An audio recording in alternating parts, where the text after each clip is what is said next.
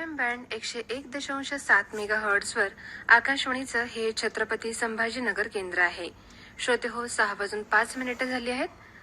अमृतधारा या कार्यक्रमात संघटन कौशल्य याविषयी स्मिता सोनवणे यांचे विचार आता ऐकूया. मानव हा समाजप्रिय प्राणी आहे. समाजात राहण्यासाठी आणि कोणतंही काम यशस्वीपणे पूर्ण करण्यासाठी एकत्रितपणे काम करणं आवश्यक असतं.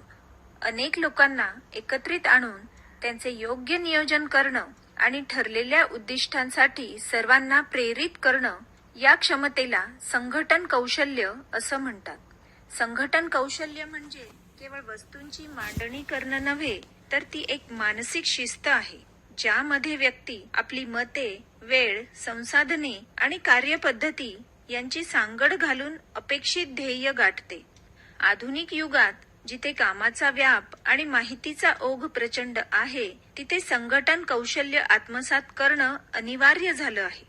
ज्याप्रमाणे विखुरलेल्या मण्यांची किंमत कमी असते, पण तेच मणी जेव्हा एका दोऱ्यात ओवले जातात तेव्हा त्याच्यापासून मौल्यवान हार तयार होतो.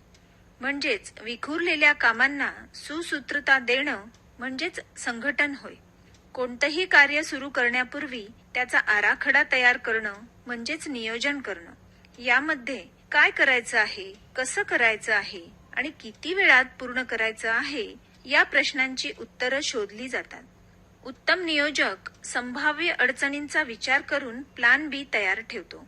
आपल्याकडे असलेल्या कामांचा योग्य प्राधान्यक्रम ठरवणं आणि त्याचप्रमाणे कामांची विभागणी करणं आवश्यक आहे. संसाधनांचं योग्य व्यवस्थापन देखील आवश्यक आहे.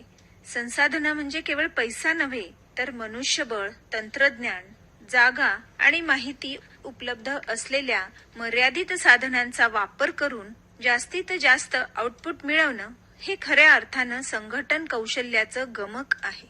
जर तुम्ही एखाद्या समूहाचं नेतृत्व करत असाल तर तुमचे विचार आणि सूचना स्पष्ट असणं गरजेचं आहे.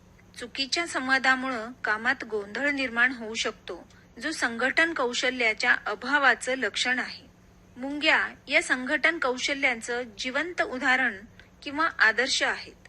पावसाळा येण्यापूर्वीच त्या उन्हाळ्यात अन्नाची साठवणूक करतात, म्हणजेच पूर्वनियोजन त्या करतात. जेव्हा त्यांना अन्नाचा मोठा साठा सापडतो तेव्हा त्या रांगेत चालतात आणि एकमेकींना रासायनिक खुणांद्वारे संदेश देतात. हे आहे त्यांचं प्रभावी संप्रेषण. प्रत्येक मुंगीला तिचे काम माहीत असतं. काही अंडी सांभाळतात तर काही अन्नाचा शोध घेतात. ही आहे प्रभावी श्रम विभागणी. मुंग्यांकडे कोणतंही आधुनिक तंत्रज्ञान नाही किंवा मॅनेजमेंटची पदवीही नाही, तरीही त्या केवळ शिस्त, नियोजन आणि सहकार्य या जोरावर जगातील सर्वात यशस्वी संघटक मानल्या जातात. शिवाजी महाराजांनी शून्यातून स्वराज्य निर्माण केलं. त्यामागे त्यांचे अफाट संघटन कौशल्य होतं. त्यांनी अष्टप्रधान मंडळाची स्थापना करून कामाची विभागणी केली. दारुगोळ्याचं व्यवस्थापन असो व गुप्तहेर खातं असो, प्रत्येक ठिकाणी कमालीची सुसूत्रता होती.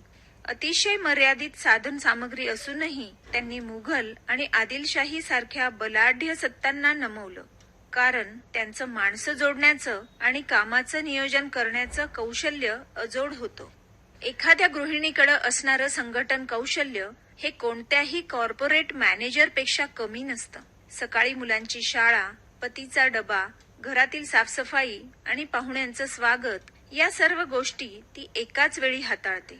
ती महिन्याचं बजेट ठरवते आणि मर्यादित उत्पन्नात घर चालवते. म्हणजेच उपलब्ध वेळेचा आणि पैशांचा समतोल राखणं हे संघटन कौशल्याचं व्यावहारिक स्वरूप आहे. व्यक्तीच्या अंगी संघटन कौशल्य असलं म्हणजे त्याचे फायदेही असतात. मुख्य फायदा म्हणजे तणावमुक्ती. जेव्हा गोष्टी नियोजित असतात तेव्हा ऐनवेळी गोंधळ उडत नाही आणि मानसिक शांतता लाभते. यशस्वीरित्या पूर्ण झालेलं काम व्यक्तीचा आत्मविश्वास वाढवते. वेळेची बचत होते. विस्कळीत गोष्टी शोधण्यात वेळ वाया जात नाही. संघटन कौशल्य ही कोणतीही दैवी देणगी नसून ते सरावानं आत्मसात केलेलं एक साधन आहे. आजच्या स्पर्धात्मक जगात संघटन कौशल्याला विशेष महत्त्व आहे. शाळा, कार्यालय, उद्योग किंवा समाजकार्य अशा सर्वच क्षेत्रात यश मिळवण्यासाठी संघटन कौशल्य आवश्यक आहे. संघटन कौशल्य ही निरंतर चालणारी प्रक्रिया आहे. ते केवळ एकदाच करण्याचं काम नसून ती एक जीवनशैली आहे. शिस्तबद्ध विचार आणि पद्धतशीर कृती यांच्या जोरावर आपण आपले आयुष्य अधिक अर्थपूर्ण आणि यशस्वी बनवू शकतो. अमृतधारा या कार्यक्रमात संघटन कौशल्य याविषयी स्मिता सोनवणे यांचे विचार आपण ऐकले. FM बँड 101.7 मेगाहर्ट्झवर आकाशवाणीचं हे छत्रपती संभाजीनगर केंद्र आहे.